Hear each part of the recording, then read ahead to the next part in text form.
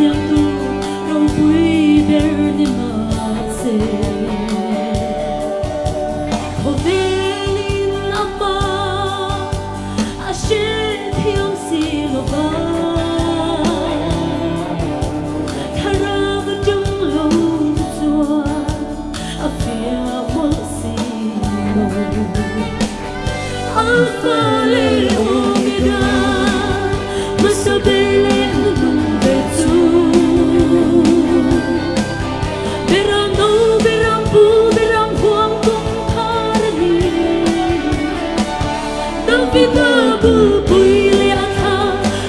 si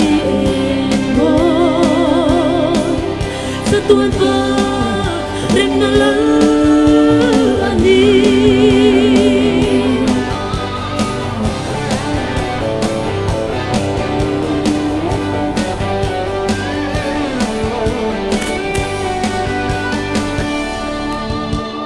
o kala pa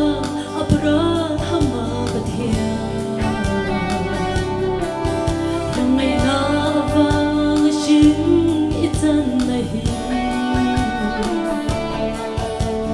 Thiamin hu fia thia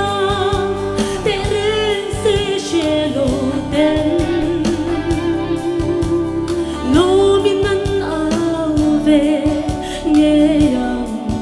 na alpha le omega masabele number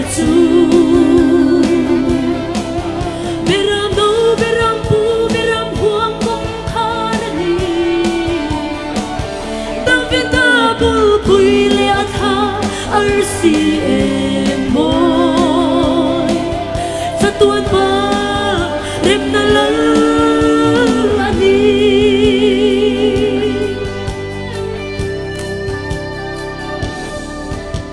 nal thu theng ma a mi tin rem te an chin chi ta le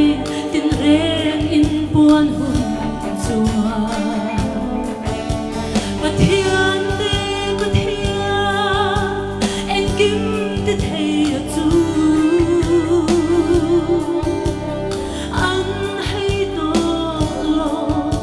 che o kala isu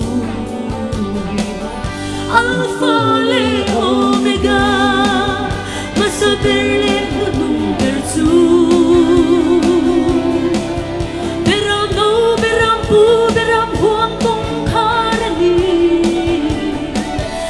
number 2 pui le atha arsi emoy sa tuan pa rem na lang ani